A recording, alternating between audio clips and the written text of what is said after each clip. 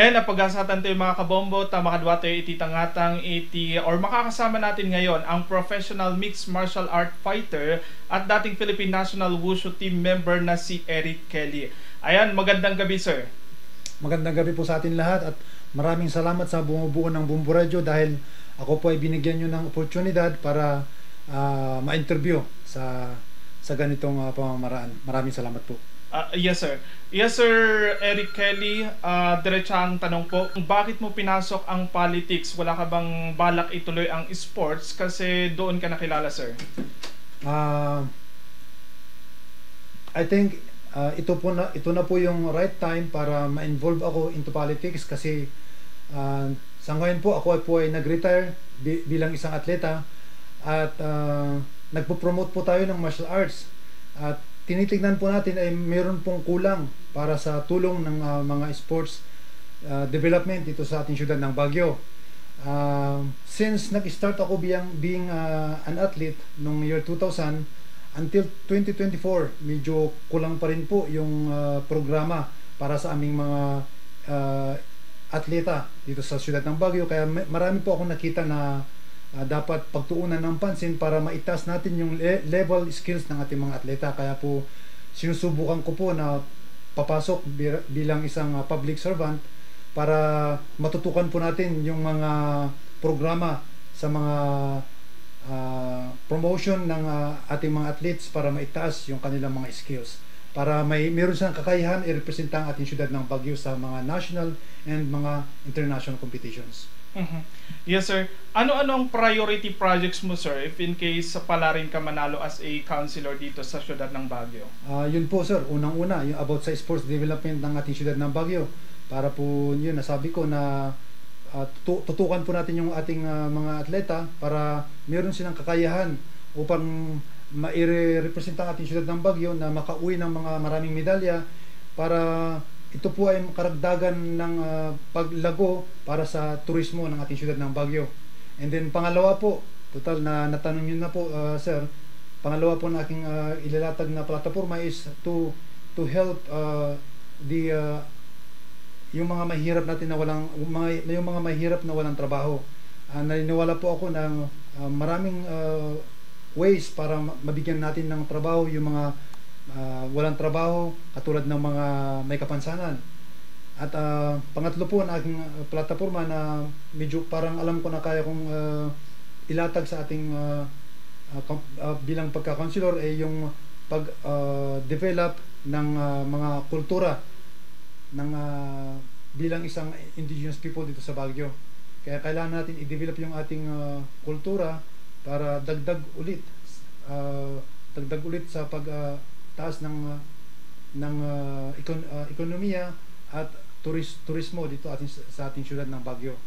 At dahil po ako ay isang pure Igorot, kaya yun po yung isang nakita ko na medyo kaya ko yatang ilatag sa Sangguniang sa ating lungsod ng Baguio bilang isang konsulor kung sakasakaling bibigyan tayo ng pagkakataon.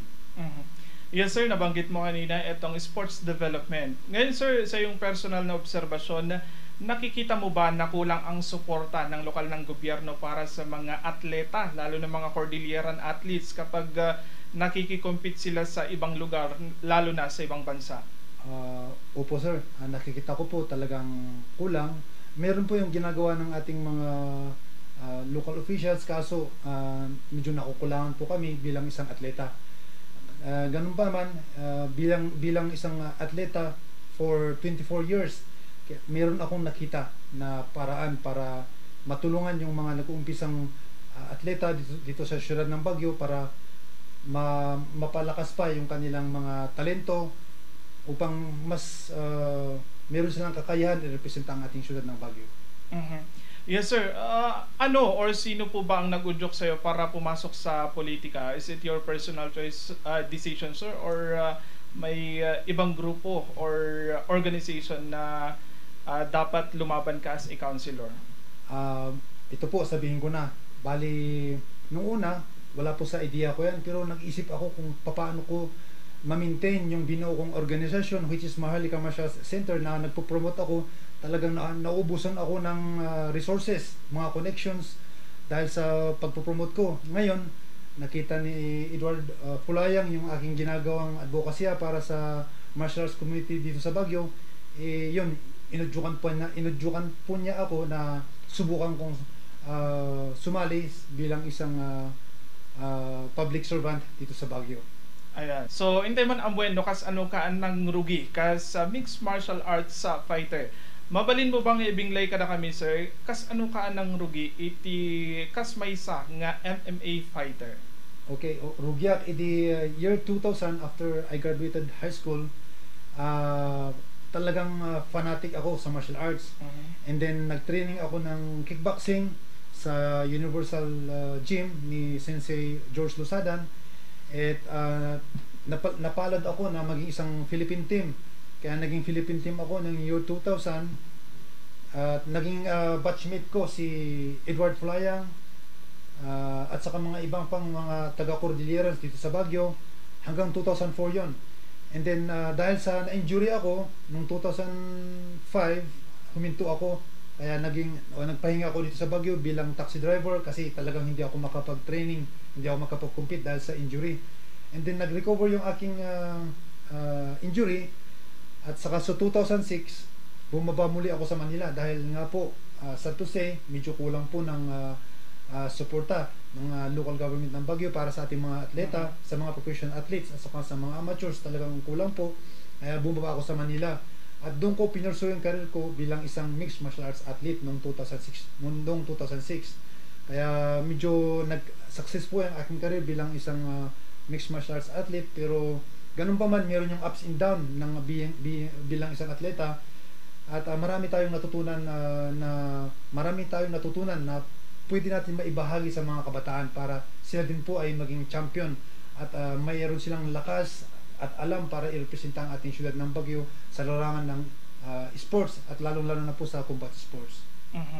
Yes, sir. Ilang taon ka po noong pumasok ka sa mixed martial arts? Po yata nasa 26 until 26 until now na malapit na ako mag-40 nung pandemic.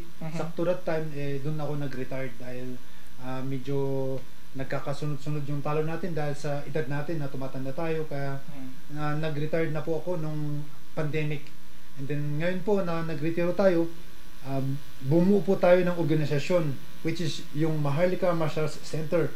Ito po ay isang non-profit organization trying to unite every martial arts community dito sa Pilipinas and aiming to promote martial arts fairly among the Filipino enthusiasts. Kaya yun po yung ating programa sa Maharlika Martial Arts Center na nais po sana natin is lahat ng mga martial arts community is magtulungan para maitaas yung level skills ng mga athletes. Dahil po ang ating goal is mga international fights. Tayo po mga Pilipino ay magtulungan para tataas yung ating skills, para mas malakas tayo, mas matapang, mas maraming skills i-representa ang ating syudad ng Baguio at ating lalo-lalo ng ating bansang Pilipinas. Sino bang nag-encourage sa'yo na pumasok sa MMA, sir? Bali, natural po yun na talagang nakita ko is nagtitrending yung mixed martial arts sa Manila, kaya talagang talagang natural po na sumali ako bilang isang martial artist. Yes, sir. Dito sa politika, bakit mas pinili mo na maging independent candidate kaysa sumama sa ibang partido? Ano po bang reason behind this, sir? Marami tayo kong kaibigan, halos dahil po sa being an athlete, nakikilala tayo at saka nakasama natin sila, yung mga matataas na position. Ako po ay baguhan sa larangan ng politika, kaya mas pinili ko po na maging independent para mapag-aralan ko po kung paano yung pagiging isang public service. Kaya naniniwala po ako na mayroon po akong kakayahan bilang isang public service sa larangan ng sports at makatulong sa mga mahirap dahil ako po ay galing sa hirap at ma-preserve yung ating kultura dito sa buong Cordillera at lalo-lalo na dito sa syudad ng Baguio. Ayan, sir. Mensahe mo na lang sa ating mga kabombo or sa karagiti amin nga residente dito sa syudad ng Baguio. Unang-una, maraming salamat Bumbo Radio. Sa pamilya ng Bumbo Radio, maraming salamat sa inyo. At ito po, pinapakilala ko po ang aking pangalan na si Eric Kelly. Actually po, yung Kelly na yan is Kaloy from Abra.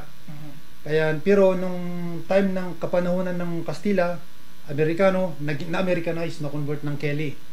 Kaya, meron po akong 4 tribes being Cordilleran. So, I'm a pure Igorot and I'm born and raised sa Santo Tomas, Apugan Central, Baguio City. Kaya po, talagang ito po yung aking parang gusto kong tahaking karera na maging isang public servant ng Baguio City. Professional mixed martial arts fighter at dating Philippine National Wushu team member. Maraming salamat po. Maraming salamat po, sir.